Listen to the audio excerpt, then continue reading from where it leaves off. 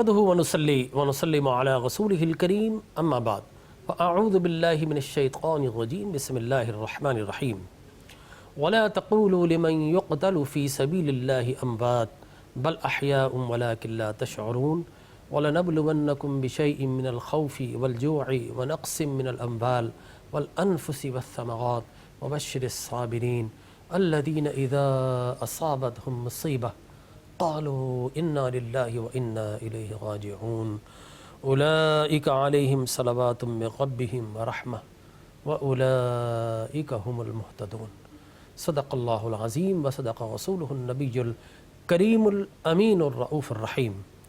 محترم مکرم معظم و محتشم ناظرین کرام، السلام علیکم ورحمۃ اللہ وبرکاتہ۔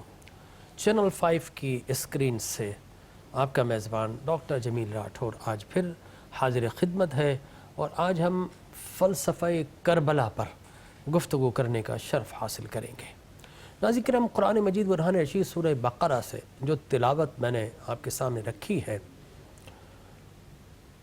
اس میں اللہ تبارک و تعالی جل وعلا شروع یہ مضمون اس طرح ہے، یا ایھا الذین آمنوا استعینوا بالصبر والصلاۃ ان اللہ مع الصابرین، کہ بے شک مدد مانگو صبر سے اور نماز سے، ان اللہ مع الصابرین۔ بڑا عجیب و غریب مرحلہ ہے۔ اللہ تبارک و تعالی جل وعلا نے مدد مانگنے کا حکم کس سے دیا؟ نماز سے اور صبر سے۔ اب کربلا کے تپتے ہوئے ریگزاروں میں نماز ادھر بھی پڑھی جا رہی ہے، نماز ادھر بھی پڑھی جا رہی ہے۔ اور کسی نے کہا کہ عجب مذاق ہے اسلام کی تقدیر کے ساتھ، کاٹا سر حسین نعرہ تکبیر کے ساتھ۔ تو تکبیر کی صدائیں دونوں طرف بلند تھی، اللہ کی بارگاہ میں سر دونوں طرف جھک رہے تھے، خیام امام میں بھی جھک رہے تھے، اور لشکر یزید کے اندر بھی اللہ کی بارگاہ میں سر جھک رہے تھے۔ لیکن فرق تھا کہ وہ نمازوں سے مدد مانگ رہے تھے، لیکن صبر تو ان کے پاس تھا نہیں۔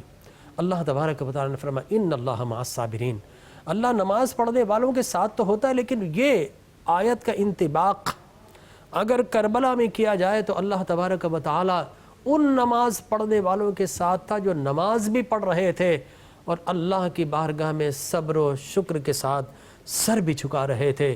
سر تو سر جھکا رہے تھے، لیکن خانوادہ حسین کے دل بھی اللہ کی بارگاہ میں جھک رہے تھے۔ یہی صبر کرنے والے تھے، لہٰذا اللہ نے صبر اور نماز میں سے کس کا ساتھ دینے کا اللہ نے قرآن کے اندر مژدہ سنایا، ان اللہ مع الصابرین، بے شک اللہ تبارک و تعالی صبر کرنے والوں کے ساتھ ہے۔ اور یہ کون ہے؟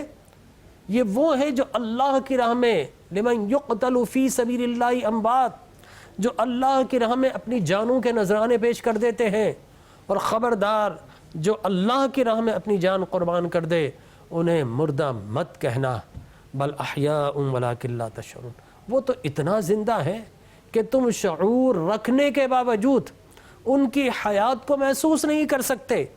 یعنی تمہیں 5 سینسز آف پرسیپشنز عطا کی ہے۔ حواس کیا ہے؟ دیکھنا، سننا، محسوس کرنا، ٹچ کرنا، ٹھیک ہے نا، ذائقہ چکھنا، یہ سارے 5 سینسز آف پرسیپشن انسان کو عطا کیے، یہ را مٹیریل ہے، اور عقل ان کی رہنمائی کرتی ہے، اور عقل کا تعلق شعور سے ہے۔ لہذا فرمایا نہ تمہارے حواس اور ادراک، نہ فہم، نہ فراست شہداء کی حیات مقدسہ تک نہیں پہنچ سکتی، لیکن جب رب ہو کر رب فرما رہا میں کہہ رہا ہوں وہ زندہ ہے، تو پھر تمہارا ایمان ہونا چاہیے کہ شہداء زندہ ہے۔ اور یہ کون لوگ ہیں؟ وَلَنَبْلُوَنَّكُمْ بِشَيْءٍ مِّنَ الْخَوْفِ وَالْجُوعِ، یہ وہ لوگ ہیں جنہوں آزمایا ہم نے۔ اب یہ وہ ساری کی ساری آزمائش ہے جو کربلا کے میدان میں موجود تھی۔ الخوف بھی تھا، وہاں پر جان کا خوف تھا، بے شک تھا۔ وَجُوعٍ وَالْخَوْفِ وَنَقْصٍ مِّنَ الْأَمْوَالِ، اموال کا نقص بھی وہاں پر موجود تھا، ٹھیک ہے نا۔ وَالثَّمَرَاتِ، وہاں پر کھیت و کھلیان بھی سب جا رہے تھے، سب کچھ تباہ و برباد ہو رہا تھا، لیکن اس کے باوجود بھی وَبَشِّرِ الصَّابِرِينَ، وہ صبر پر ڈٹے رہے۔ اللہ تبارک و تعالی نے فرماتا الذین اذا اصابتهم مصیبہ، یہ وہ لوگ ہیں جب مصیبت آ جائے تو ان کا سر اللہ کی بارگاہ میں بلند ہوتا ہے، اور وہ کہتے ہیں کہ اے اللہ میں تجھ ہی سے جزا مانگتا ہوں، میں تجھ ہی سے اجر مانگتا ہوں۔ اور اس خون ناحق کا فیصلہ بھی میں تجھے ہی سے مانگتا ہوں، لیکن اے رب کائنات تیری رضا یہ ہے کہ حسین اپنا سر کٹوا دے تو تیرے خاطر حسین سر کٹوانے کو تیار ہے، اپنا خون کربلا کو پلانے کے لیے تیار ہے۔ حسین کٹتے ہوئے سر کے ساتھ بھی تیری بارگاہ میں ایسا سجدہ کرے گا کہ پھر سجدہ کرنے کے بعد قیامت تک کے لیے سر نہیں اٹھائے گا، اتنا طویل سجدہ۔ میرا حسین تو آج بھی حالت سجدہ میں ہے، سجدہ کیا حسین نے تو سر نہ اٹھایا حسین نے، تو بے شک امام علی مقام اس کیفیت میں ہے۔ اور قرآن فصاحت و بلاغت سے آواز آتی، یہی وہ لوگ ہیں جو کہتے ہیں انا للہ و انا الیہ راجعون، ہم تو اللہ کے لیے بنے ہیں اور ہم اللہ ہی کی طرف جا رہے ہیں۔ یہ الفت گہے شہادت میں ہے قدم رکھنا، لوگ آسان سمجھتے ہیں مسلمان ہونا، یہ شہادت کی بارگاہ میں قدم رکھنا پڑتا ہے صاحب، تب جا کر ایک آگ کا دریا ہے اور ڈوب کے جانا ہے، تو وہ آگ کے دریا میں ڈوب کر گئے ہیں، انہیں پتا تھا مقدر یہی ہے، رضائے الہی اسی طرح حاصل ہوگی، وہ پے کرے تسلیم اور رضا بن چکے تھے۔ اور اللہ تبارک و تعالیٰ پہ فرماتا اولئک علیہم صلوات من ربہم ورحمہ واولئک هم المہتدون، یہی وہ لوگ ہیں جو اللہ کی رحمتوں کے حقدار ہیں، انہیں پر رب بھی درود بھیجتا ہے اور رب کے نیک بندے بھی، مخلوق بھی درود بھیجتی ہیں، اور یہی وہ لوگ ہیں واولئک هم المہتدون، جو مہتدون بھی ہیں، جو صابرون بھی ہیں، جو خاشعون بھی ہیں، جو زاہدون بھی ہیں، جو متقون بھی ہیں، جو مفلحون بھی ہیں، جو فائزون بھی ہیں، جو مومنون بھی ہیں، اور جو محسنون بھی ہیں، اور اولئک هم الصادقون بھی ہیں۔ تو اللہ تبارک و تعالیٰ ان لوگوں کو قرآن میں ایوارڈز اور ریوارڈز عطا کرتا ہے۔ ناظرین کرام، آئیے اپنا تھوڑی سی دیر کے لیے محاسبہ کرتے ہیں کہ اللہ تبارک و تعالیٰ جل وعلا نے ہمیں حق و باطل کے لیے دو استعارے عطا فرمائے۔ حق کی بات کرتے ہیں تو امام حسین کی بات آتی ہے، اگر باطل کے بطلان کی بات کرتے ہیں تو یزید کے فسق و فجور کی چاروں طرف سے صدائیں بلند ہوتی ہیں۔ تو اب ہم نے کس طرف چلنا ہے؟ اور ہم نے دیکھا ہے کہ ہم چلتے ہیں، ہم زبانی طور پر کہتے ہیں حسین زندہ باد، ہم زبانی طور پر کہتے ہیں کہ یزید مردہ باد، لیکن ایک لمحے کے لیے رک کر سوچئے کہ ہم حسین زندہ باد کہتے ہیں، لیکن کیا فلسفہ حسینیت پر چلتے ہیں؟ کیا ہمارے الفاظ ہمارے کردار کی عکاسی کر رہے ہیں؟ وربل تو ہم کہہ رہے ہیں، لیکن ہمارے ایکشن کے امام عالی مقام کے ایکشن کو فالو کر رہے ہیں؟ It is the big question, یہ بہت بڑا سوال ہے، اپنے آپ سے کیجئے، تنہائی میں کیجئے کہ میں حسینی ہوں اور میں کہلانا پسند کرتا ہوں کہ میں حسینی ہوں، تو کیا میرا کردار حسینیت کی جو ہائی لائٹس ہیں ان میں سے کچھ ہائی لائٹس کو لے کر میں انلائٹڈ ہوا ہوں؟ میرے کردار میں کوئی عظیمت حسینیت آئی ہے، استقامت حسینیت آئی ہے؟ کیا میں حسینی اور راہوں پر چر قدم چلا ہوں؟ اگر سر کٹوانے کا جذبہ نہ صحیح تو ظالم کی آنکھوں میں آنکھیں ڈال کر کلمہ حق کہنے کی میرے اندر ہمت پیدا ہوئی ہے؟ اگر ہوئی ہے تو سلام ہو آپ کو کہ آپ میرے امام میرے حسین کے کردار پر چلے ہیں۔ لیکن ہم یہ دیکھتے ہیں کہ ہم نے نام تو لیا حسین کا اور ہم نے لعنت بھیجی یزید پر، لیکن نہ جانے کیوں حسینی کہلانے کے باوجود ہمارا کردار یزید سے زیادہ قریب نظر آتا ہے۔ ہم میں جھوٹ بھی ہے، ہم میں دجل و فریب بھی ہے، ہم میں مکاری بھی ہے، ہم میں ظلم بھی ہے۔ جب تھوڑی سی طاقت آ جائے صاحب ہمارے پاس، جس لیول پر ایک کانسٹیبل سے لے کر اور ایک بڑے عہدیدار تک، اور پھر اس سے بھی بڑے عہدیدار تک، پھر اس سے بھی بڑے عہدیدار تک، جن کے پاس طاقت آئی ہے، وہ امام احمد بن حنبل نے فرمایا نا، یہ تو ممکن ہے کوئی شراب پیے نشہ نہ آئے، لیکن یہ ممکن نہیں کہ کسی کے پاس اقتدار ہو اور نشہ نہ آئے۔ یہی پر تو امتحان ہے، یہی تو کسوٹی ہے کہ طاقت دی ہے تو اب طاقت کو استعمال کر کے فرعون بنو گے، یا طاقت دی ہے اور طاقت کو استعمال کر کے خیبر کا قلعہ اکھاڑنے والے حیدر کرار کے طریق پر چلو گے؟ بھائی طاقت تو میرے عمر کے پاس بھی تھی، طاقت تو میرے ابو بکر کے پاس بھی تھی، طاقت تو میرے عثمان کے پاس بھی تھی، لیکن ان سے کہا جاتا تھا کہ صاحب یہ جبہ کہاں سے سلوایا، اور وہ اس کو اٹھا کر کسی داروغہ کے حوالے نہیں کرتے تھے، نو، وہ پوچھتے تھے، وہ کہتے تھے کہ لوگوں اگر میں خلاف شریعت کام کروں تو کون ہے جو اپنی تلوار اٹھائے گا؟ محفل کے اندر سناٹا ہے، ایک انصاری کھڑا ہوتا ہے کہ ہم احتساب کریں گے اگر شریعت کے خلاف چلیں گے، اگر انسانیت کے خلاف چلیں گے، آئین اسلام کے، منشور اسلام کے خلاف چلیں گے۔ منشور اسلام کیا ہے ناظرین کرام؟ منشور اسلام از دا total equality, the message of the equality, the formulas of the equality, equal justice for all regardless caste, color, creed, race and religion، رنگ و نسل اور کسی مذہب کے امتیاز کے بغیر۔ انی امرت لاعدل بینکم، انبیاء کیا پیغام دیتے رہے کہ مجھے حکم دیا کہ میں عدل قائم کروں۔ ہر نبی بنیادی طور پر اس دنیا میں عدل و انصاف قائم کرنے کے لیے آیا، چھوٹے اور بڑے کے فرق کو، امیر و غریب کے فرق کو، کالے اور گورے کے فرق کو، تخت والے اور فٹ پاتھ والے کے فرق کو مٹانے کے لیے نبی آیا، عدل دینے کے لیے، ایکویلٹی کے لیے، مساوات کے لیے۔ یہ نبی کے پیغام کا ایک اسٹینڈرڈ ہے۔ توحید تو ہے یقینی طور پر، ہر نبی کا فریضہ ہے پیغام توحید کو آگے تک پہنچانا، لیکن توحید ہی تو دراصل ہمیں بتاتی ہے کہ کسی کے سامنے نہیں جھکنا۔ توحید ہمیں سکھاتی ہے کوئی چھوٹا بڑا نہیں، اللہ کی ساری مخلوق برابر ہے۔ توحید ہی تو ہمیں سکھاتی ہے کسی کے سامنے نہیں جھکنا، جھکنا ہے تو فقط ایک وحدہ لا شریک کے سامنے جھکنا ہے۔ تو یہی وہ پیغام تو ہے جو دنیا دیتی رہی ہے۔ لہٰذا آج کیا ہمارے اندر اقتدار یا طاقت مل جائے تو ہماری طاقت کا گھمنڈ اور نشہ ایسا ہوتا ہے کہ ہم صاحب لوگوں کو کچل دیتے ہیں، ہمارے اندر انسانیت درندگی آ جاتی ہے۔ لہٰذا اب اپنے اس فلسفی آف امام حسین کے جو ایک کسوٹی ہے اس پر پرکھ کر دیکھیے کہ آپ حسینی ہیں یا ہم یزیدی ہیں۔ یہ ایک سوال ہے۔ اگر آپ کا کردار یزیدی ہو اور ہم خود کو کہیں کہ ہم حسینی ہیں، ناظرین کرام وہ اقبال نے کہا نا کہ عشق قاتل سے بھی مقتول سے ہمدردی بھی، یہ بتا کس سے محبت کی جزا مانگے گا، سجدہ خالق کو بھی اور ابلیس سے یارانہ بھی، حشر میں کس سے عقیدت کا صلہ مانگے گا۔ تو ناظرین کرام یہ جو ہمارا رویہ ہے، یہ جو بیہیویئر ہے، تو یہ خود کو کبھی قد آدم آئینے کے سامنے کھڑے ہو کر خود سے سوال کریں کہ میرا کردار کیا ہے۔ رات کو سوتے وقت اپنا احتساب کریں۔ حضور نے فرمایا حاسبوا قبل ان تحاسبوا، اس سے پہلے کہ تمہارا احتساب کیا جائے تم خود اپنا احتساب کرو، اینالائز کرو کہ تم کس راہوں پر چل رہے ہو۔ فرد کی خاطر ملت کو مٹانے چلے ہو، اور ملت کی خاطر فرد کو قربان کر دینا یہ تو امام حسین کا طریق ہے، اور فرد کی خاطر پوری امت کو قربان دینا یہ تو یزیدیت ہے۔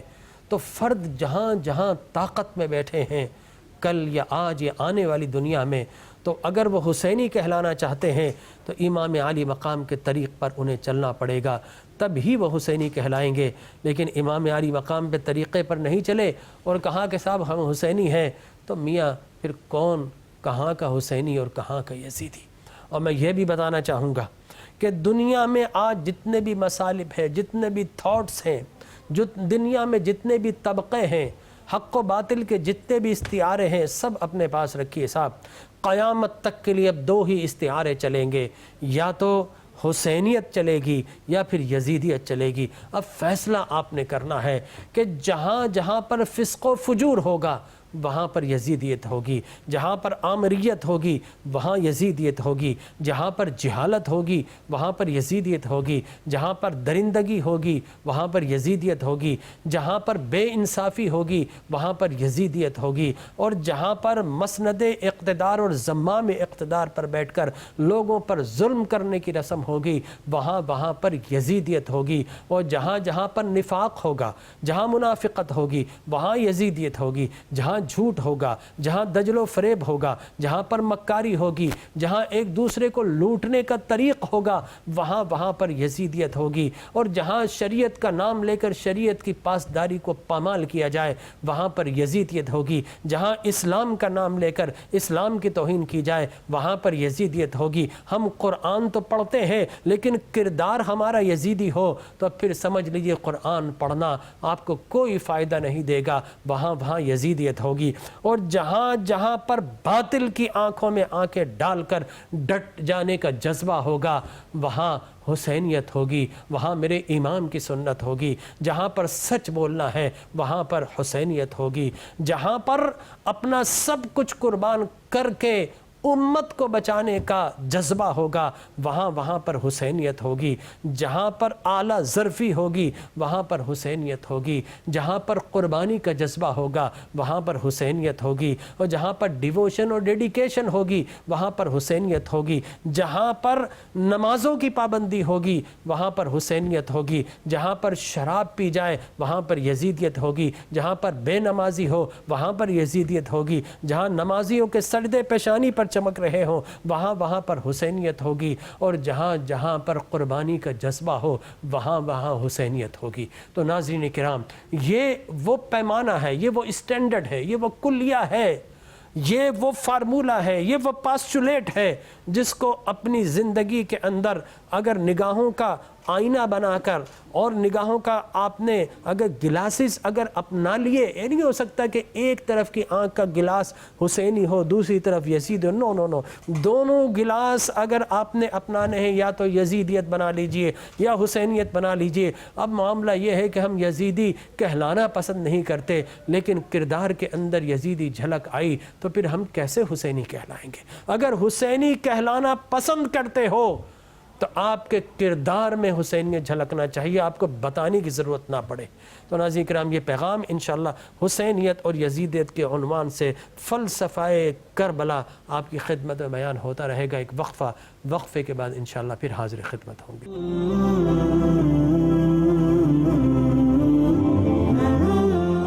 محترم ناظرین کرام، محرم الحرام کی خصوصی ساعتوں میں چینل 5 پر آپ کا میزبان ڈاکٹر جمیل راٹھور وقفے کے بعد پھر حاضر خدمت ہے۔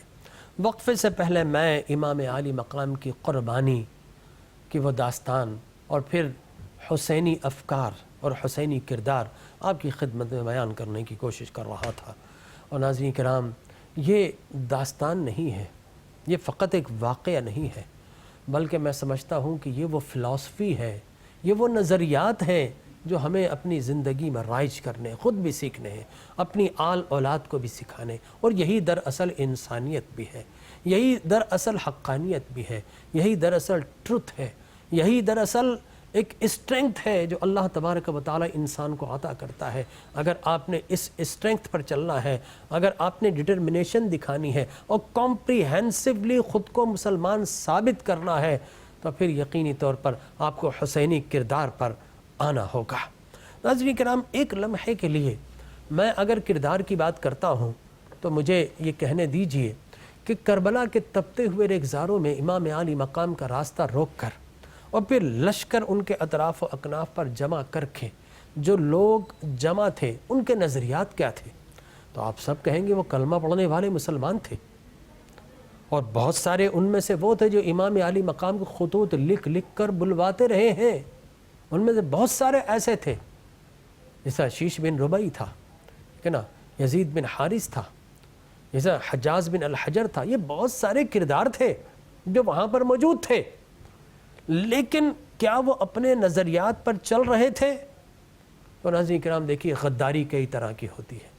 ایک وہ غداری ہے جو آپ اپنے آپ سے کرتے ہیں، ایک وہ غداری ہے جو آپ اپنے گھر والوں سے کرتے ہیں، ایک وہ غداری ہے جو ہم اپنے معاشرے سے کرتے ہیں، اور ایک اس سے بڑھ کر غداری ہے کوئی اپنے وطن سے کرتا ہے، کوئی اپنے آئین سے کرتا ہے، کانسٹیٹیوشن سے کرتا ہے، اپنے حلف، اپنے اقرار نامے سے غداری کرتا ہے۔ اور لیکن ان ساری غداریوں کے باوجود انسان بہرحال انسان تو رہتا ہے، اس لیے کہ وہ ناپسندیدہ ضرور ہوتا ہے لیکن انسان رہتا ہے۔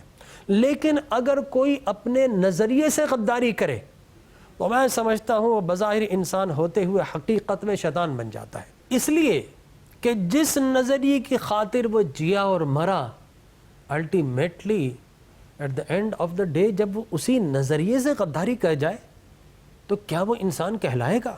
اس لیے کہ انسان نظریے کی خاطر جیتا ہے، نظریے کی خاطر مرتا ہے۔ لیکن افسوس کے ساتھ میں کہتا ہوں بہت سارے لوگ ایسے ہیں کہ جن کا کوئی نظریہ نہیں، وہ وقت اور حالات کے مطابق تھالی کے بینگن کی طرف جہاں پر جھکاؤ دیکھا وہیں پر اسی جانب ٹرن ہو جاتے ہیں۔ یہ بدترین لوگ ہوتے ہیں، لیکن اپنے نظریے سے غداری کرنا یہ سب سے بڑی غداری ہے۔ اب آئیے یزید کے لشکر میں، وہاں پر کیا تھا؟ طوعاً، کرہن، جبرن، طبعاً اور طمعاً، 5 طرح کے لوگ تھے جو غداری کر رہے تھے۔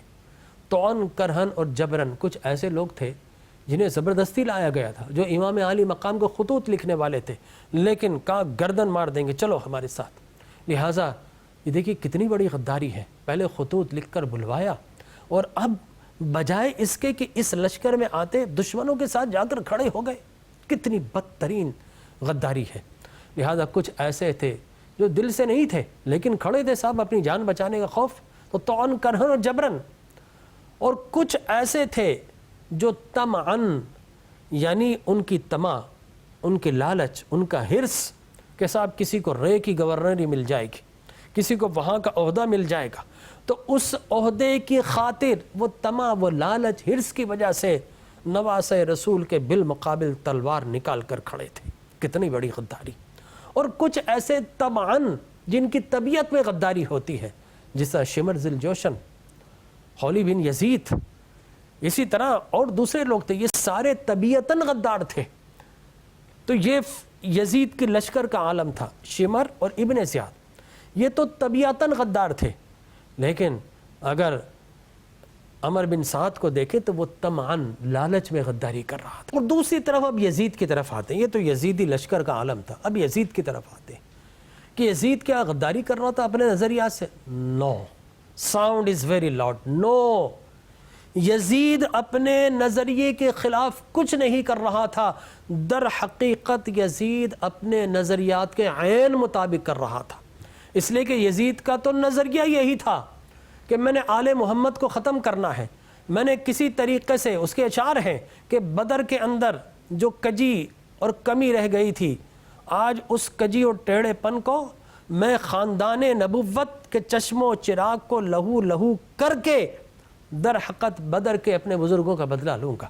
یہ اس کے اشعار ہیں، بے شمار مفسرین نے اس کو بیان کیا۔ لہٰذا یزید اپنے نظریے پر کھڑا تھا۔ دو ہی لوگ تو تھے جو اپنے نظریے پر کھڑے تھے، ایک یزید کھڑا تھا، دوسرے امام علی مقام کھڑے تھے۔ یہ دو نظریات کا ٹکراؤ تھا، امام علی مقام اور یزید، دونوں اپنے اپنے نظریے پر کھڑے تھے، لیکن اللہ تبارک و تعالی نے وہاں پر فتح ان کو نہیں دی کہ جو تلوار چلا کر اکڑ کر کھڑے تھے۔ حقیقت میں فتح تو اسی کی ہوئی کہ جس نے اپنا سر کٹوا لیا لیکن اپنے نظریے کو فراموش نہ ہونے دیا۔ تو کل بھی میرا حسین بادشاہ تھا، آج بھی بادشاہ، کل بھی فاتح حسین تھا، آج بھی فاتح حسین ہے۔ کسی سے جا کر پوچھ لے گا یزید جیتا یا امام حسین، سب یہ کہیں گے امام حسین جیتے ہیں۔ تو ناظرین کرام، یہ دو نظریات کا ٹکراؤ تھا۔ اور کس لیے ٹکراؤ تھا؟ اس لیے کہ یزید اپنے محلات میں بیٹھ کر کہتا لعیبت بنی ہاشم بالملک فلا، نہیں صاحب کوئی بنی ہاشم کو خبر نہیں آئی، کوئی وحی نہیں آئی صاحب، کوئی پیغمبری نہیں ملی، نبوت کا ڈھونگ رچایا گیا ہے۔ اللہ اکبر کبیرہ۔ لہٰذا اس یزید نے ناموس رسالت اور حرمت رسول اللہ کی بلاسفیمی کی، رسول اکرم صلی اللہ علیہ وسلم کی توہین کی، تو امام عالی مقام ڈٹ کر پے کرے استقامت بن گئے، کوہ گراں بن گئے کہ نہیں، میں حرمت رسول کا پاسبان ہوں، میں عزت رسول کا پاسبان ہوں، میں ناموس رسالت کا پاسبان ہوں۔ تو امام عالی مقام ناموس رسالت کی خاطر وہاں پر گئے تھے کہ نہیں، وہ اس لیے کہ حضور کی اہانت دراصل سارے نبیوں کی اہانت ہے۔ اگر کوئی محمد عربی کی توہین کرتا ہے تو گویا اسے سارے نبیوں کی توہین کر دی۔ اگر کوئی محمد عربی کی تعریف کرتا ہے، اس کا مطلب ہے 1.25 لاکھ نبیوں کی اس نے تعریف کر دی۔ حضور جامع الاسکار ہے، لہٰذا آپ ہی الٹیمیٹ اللہ کی بارگاہ کی طرف سے نبی بنا کر بھیجے گئے ہیں۔ سارے ادیان منسوخ ہیں، لیکن محمد عربی کا دین قیامت تک کے لیے اللہ نے پسند فرما لیا ہے۔ تو میرے حسین، میرے امام وہاں پر تحفظ ناموس رسالت کی خاطر اپنی جانوں کا نذرانہ پیش کر رہے ہیں۔ اور دوسرا کیا تھا؟ حرمت قرآن۔ یزید نے کہا تھا خبر جاء ولا وحی نزل، کہ میاں نہ وہاں پر کوئی خبر آئی، نہ کوئی چیز نازل ہوئی، لہٰذا امام عالی مقام نے وہاں جتنے بھی خطبے پڑھے ان میں آپ نے کثرت کے ساتھ قرآن کو پڑھا، اور آخری رات شب عاشور بھی آپ قرآن کی تلاوت کرتے رہے۔ اور جب آپ یزید کے لشکر کی طرف جا رہے ہیں، چاہے وہ آپ کا بچہ ہو، چاہے ٹین ایجر ہو، چاہے کہ عالم شباب میں ہو، چاہے وہ آپ کے جوان مرد ہو، چاہے وہ 56 سال کے امام عالی مقام ہو، چاہے وہ سیدہ زینب ہو، سیدہ ام کلثوم ہو، خواتین ہو، مرد ہو، سب کی زبان پر قرآن جاری تھا۔ آپ نے بتا دیا کہ اے یزید تو جھوٹا ہے، لیکن جس رب کا ہم کلام پڑھ رہے ہیں ہم سچے ہیں، اس لیے کہ حرمت رسول کی خاطر جان تو نہیں دے رہا، حرمت قرآن کی خاطر جان آل رسول دے رہے ہیں۔ لہٰذا امام عالی مقام حرمت قرآن کی خاطر نکلے۔ اور تیسرا کیا تھا؟ حرمت شریعت کی پاسبانی کے لیے نکلے، اس لیے کہ یزید نے کہا تھا کہ اللہ نے قرآن کے اندر فویل للذین شربوا، یہ تھوڑی کہا ہے کہ جناب شراب پینے والے ہلاک ہو جائیں، فویل للمصلین، اللہ نے تو کہا کہ نمازی ہلاک ہو جائیں۔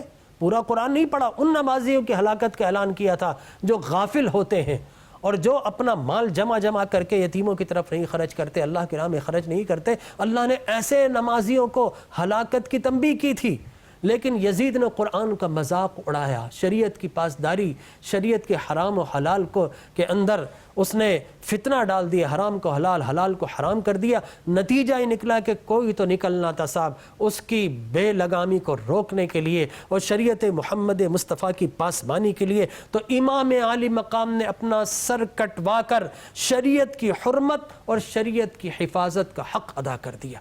یہ تیسرا ریزن تھا۔ اور چوتھا بہت بڑا ریزن امام عالی مقام کی شہادت کا، دیکھیے آقا کریم علیہ الصلوۃ والتسلیم آئے تو قیصر، کہیں کسریٰ اور کہیں کوئی اور لوگوں کی گردنوں پر برتری کا نقارہ بجا رہے ہیں، ان کو اپنا بندہ بنا لیا خدا کی بجائے، خود گاڈ اور بھگوان بن گئے۔ نتیجہ نکلا کہ انسان دور غلامی میں چلا گیا۔ آج بھی ویٹیکن سٹی میں آپ جائیں تو وہاں گلیڈیٹر سینٹرز میں ان غلاموں کی آہیں اور سسکیاں آپ کو سنائی دے گی، ان کی بازگشت آج بھی آپ کو سنائی دے گی، محسوس کرنے والوں کے لیے کہ کس طریقے سے غلاموں کو آپس میں لڑوا کر ذوق تباہی کی خاطر اور اپنی تفریح تباہ کی خاطر انہیں ایک دوسرے کو قتل کرنے پر مجبور کیا جاتا تھا۔ لیکن آقا کریم علیہ الصلوۃ والتسلیم آ گئے، لوگوں حضور آ گئے، حضور نے آ کر انسان کو انسانیت کی معراج عطا فرمائی، حضور نے انسان کو آ کر انسانیت کا سبق دیا، حضور نے آ کے لوگوں کو حقوق عطا فرمائے، ہر طبقہ فکر کو، بلکہ انسان تو انسان، حضور نے تو جتنے جاندار ہیں، چاہے وہ پلانٹس ہوں، چاہے وہ اینیملس ہوں، چاہے وہ سڑک ہوں، چاہے وہ راستے ہوں، زندگی کے کس پہلو میں انسان جہاں پر بھی جائے گا ان سب کو حقوق میرے نبی نے دیے، تو وہ زنجیر غلامی توڑ دی۔ اب یزید چاہتا تھا کہ لوگوں کو دوبارہ سے غلام بنایا جائے، اپنی طاقت کی بنیاد پر، اپنے ظلم کی بنیاد پر، کوئی میرے خلاف کھڑا نہ ہونا پائے صاحب، کوئی صدائے احتجاج بلند نہ ہو، کہیں ایسا نہ ہو کہ امام عالی مقام کے لوگ ارد گرد جمع ہو جائیں، میری حکومت خطرے میں آ جائے، امام کو کہو کہ میرے ہاتھ میں بیعت کر لے، ورنہ سر قلم کر دیا جائے۔ امام عالی مقام نے کہا کہ نہیں، اگر آج میں نے سر جھکا دیا تو قیامت تک حاکموں کے سامنے سر جھکانا حسین کی سنت بن جائے گی، لوگ غلام بن جائیں گے۔ میرے نانا نے جھکے ہوئے سروں کو ظالموں کے سامنے سر اٹھانے کا سلیقہ عطا کیا تھا، حسین کس طرح لوگوں کو پھر سے غلام بننے دے گا؟ تو امام عالی مقام نے لوگوں کی آزادی کی خاطر قربانی دی۔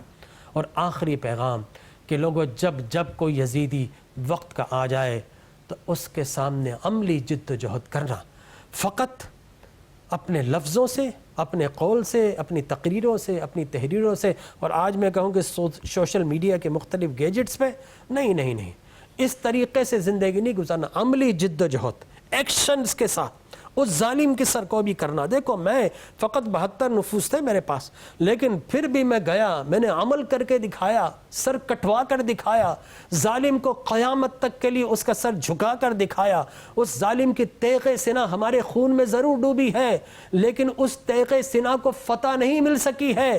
یزید کا سر جھکا ہوا تھا، کل بھی آج بھی جھکا ہوا ہے، قیامت تک جھکا رہے گا۔ تو وہ عملی جد و جہد کا پیغام تھا جو امام عالی مقام نے ہمیں دیا کہ جب کوئی تمہارے ضمیر کا سودا کرے تم ڈٹ جاؤ حسین کے انکار کی طرح۔ یہ وہ پیغام ہے جو امام علی مقام نے دیا۔ ناظرین کرام، یہ فلسفی ہے ہر دور کے اندر اگر اس فلسفی کو اپلائی کریں گے تو آپ کے ارد گرد اچھے کردار بھی نظر آئیں گے، برے کردار بھی نظر آئیں گے۔ جہاں جہاں اچھائی ہو اس کا مطلب حسینی ہے، جہاں جہاں پر برائی ہو اس کا مطلب ہے یزیدی ہے۔ دعا کیجئے اللہ تبارک و تعالی امام علی مقام نے جو پورے کا پورا ایک کینوس، ایک براڈ اسپیکٹرم ہمیں فلسفہ عطا کیا ہے، ایک نظریہ عطا کیا ہے، اللہ تبارک و تعالی ہمیں چھوٹے چھوٹے فائدوں کو پس پش ڈال کر امام علی مقام کے استقامت اور ان کے نقوش راہ اور ان کا جو عزیمت و استقامت کا پیغام ہے، اللہ ہمیں اسے اپنانے کی توفیق عطا فرمائے۔ آمین۔ وآخر دعوایا ان الحمدللہ رب العالمین۔